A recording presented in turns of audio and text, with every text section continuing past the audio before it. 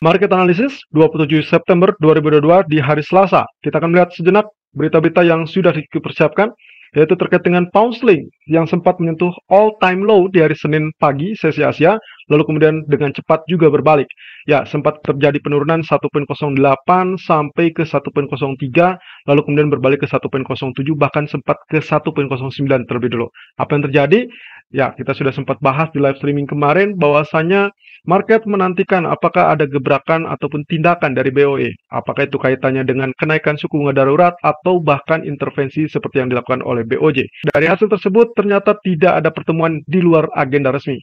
Ya, BOE mengesampingkan langkah kebijakan di antara pertemuan yang berarti tidak akan menggunakan kesempatan tersebut di luar jalur normalnya. Pada dasarnya BELI mendukung komitmen pemerintah terhadap pertumbuhan ekonomi yang berkelanjutan dan juga peran dari kantor tanggung jawab anggaran dalam penilaiannya terhadap prospek ekonomi dan juga keuangan publik. Jaminan harga energi pemerintah menurut BELI kembali diulangi adalah mengurangi puncak inflasi jangka pendek. Dan peran kebijakan moneter akan memastikan bahwa permintaan tidak mendahului penawaran dengan cara yang mengarah pada lebih banyak inflasi di jangka menengah. MPC hanya akan membuat penilaian tersebut di pertemuan jadwal berikutnya, yang berarti harus menunggu sampai bulan November. Tentunya mereka akan melihat dampak permintaan dan juga inflasi dari hasil pengumuman pemerintah tersebut. BELI juga mengatakan bahwa BOE tidak akan ragu untuk menguras suku bunganya jika diperlukan untuk mengembalikan target inflasi 2%. Nah, kemudian dari kabar terbaru, proyeksi suku bunga Fed. Ya, menurut penelitian dari Bank of Montreal, resiko resesi dari Amerika Utara untuk tahun depan ternyata mulai naik di atas 50%. Dan kemudian diawali dengan penurunan moderat di paruh pertama tahun 2023 untuk ekonomi Amerika dan juga Kanada. Proyeksi suku bunga Fed berikutnya adalah 75 basis poin di pertemuan bulan November, kemudian 50 basis poin di pertemuan Desember, dan 25 basis poin pertemuan pertama tahun 2023. Ya, perkiraan mungkin kalau tidak Februari, sekitar Maret 2023. Dan itu akan membuat terminal rates nantinya akan berada di 4.5 sampai 4.75% di awal tahun depan. Lalu, diperkirakan suku bunga akan tetap dipertahankan di level tertinggi dan puncaknya hingga tahun 2023. Ya, sementara itu, World Bank menurunkan proyeksi pertumbuhan China. World Bank memperkirakan pertumbuhan dari China sendiri akan tumbuh 2,8% saja, dan itu berarti menurunkan proyeksi sebelumnya 5%. Sementara untuk sepanjang 2022 ini, pertumbuhan di Asia Timur dan Pasifik termasuk China, total melalui pelambatan sekitar 3,2%, turun dari perkiraan sebelumnya 5% di bulan April.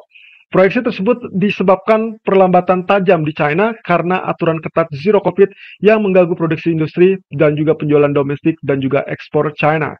Nah, dengan demikian, kalau kita bicara tentang kemungkinan terkait dengan ekonomi yang melambat, maka hal tersebut akan mempengaruhi tingkat permintaan untuk crude oil seperti yang kita sudah sempat bahas dalam 1 bulan terakhir. Ya, 4 poin utama ini segera mendekat. Bahkan kedua diantaranya, fear of recession dan juga global inflation, itu sudah mulai menghantui. Itulah sebabnya kenapa crude oil sulit kembali untuk naik di atas 80, dan kita sempat melihat anjlok ke level 75, sekarang bertahan di level 77 dan 76. Nah, mulai bulan Oktober, musim dingin di Eropa sudah mulai datang, dan kita belum lihat adanya pasokan alternatif dari Uni Eropa untuk persediaan di musim dingin. Nah, minggu depan kita akan mengawasi apa yang akan diputuskan oleh OPEC terkait dengan kebijakan mereka. Karena mereka sudah sempat sounding, kalau memang terjadi penurunan yang cukup signifikan di pasar minyak, maka mereka akan tidak segan untuk bertindak di pertemuan berikutnya, mungkin saja menambahkan pemangkasan produksi tersebut.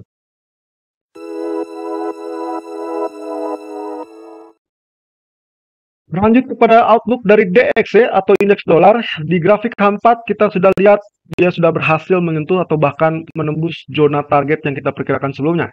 Target tersebut adalah 112 yang mana adalah target dari bullish rectangle sebelumnya. Nah, sekarang kita perkirakan lagi apakah dia akan terjadi penurunan sebagai puncaknya atau justru ini adalah penghentian sementara. Oke, seperti biasa kita tarik level tertinggi kemarin sebagai level resisten terbaru, dan sekarang dia berada di kisaran 114 sampai 112. Kalau melihat seperti ini, rasa-rasanya kemungkinan untuk penurunan masih bisa terjadi, tapi juga dengan catatan kemungkinan hanya koreksi sementara.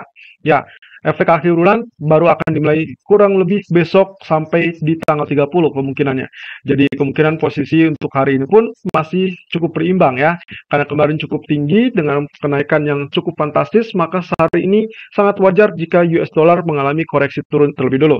Dengan demikian, level support akan berada di 112 atau yang paling dekat adalah zona ini. Dan kita bisa mengartikan ini ada small double top ya. Artinya rejection diharapkan, kemudian turun di bawah 113, lalu kemudian bisa tembus ke 112. Namun dengan catatan, berarti ini hanya akan membuat dia mengalami penurunan singkat saja, dan lalu kemudian kembali mengalami kenaikan. Ini berarti apa yang kita perkirakan kurang lebih kembali dalam jalur kenaikan tersebut. Nah, ini sesuai dengan apa yang ditunjukkan di grafik daily. Ingat beberapa waktu yang silam kita sempat menunjukkan akan terjadi kenaikan dan potensinya mengejar level resisten dari trend channel, di mana trend channel naik ternyata juga berhasil tembus dan kita sekarang berada di luar jalur trend channel. Apa artinya? Apakah ini berarti pertanda kelanjutan kenaikan atau justru siap-siap mengalami penurunan? Oke, tanda-tanda seperti ini biasanya menunjukkan akan hanya terjadi koreksi sementara, kemudian kenaikanlah yang akan melanjutkan.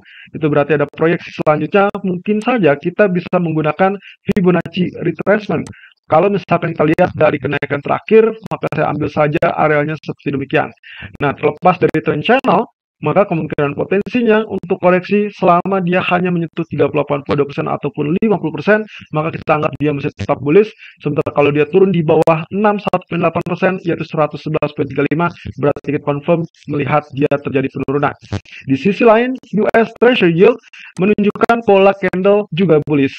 Dan ini berarti menggagalkan pola inverted hammer ataupun shooting star sebelumnya ya, dan kenaikan ini seharusnya bisa lanjutkan, tapi seperti biasa karena memang belum terlihat sebelum nampak area koreksi, maka akan sangat wajar juga akan terjadi koreksi, tapi cukup panjang ya, ini areanya cukup panjang dan sama sekali tidak menunjukkan koreksi yang sepadan. Nah, kita lihat di grafik 4-nya, karena kecenderungannya juga memiliki arah yang sama, sekarang dia berada di luar jalur dari trend channel tersebut. Nah, otomatis saya tinggal gunakan saja Fibonacci retracement, saya ambil dari titik yang terdekat sampai ke puncaknya. Dan kita mendapati area 50%, 61,50% sangat wajar, tapi bisa juga Anda tarik dari level terakhir ataupun yang pertama kali dia naik. Dan ternyata 61,8% akan berada di kurang lebih 3,66%. Selama dia tidak turun di bawah trend channel atau bahkan kembali di bawah 61,8%, artinya kita masih tetap akan mendapatkan proyeksi kenaikan lebih lanjut.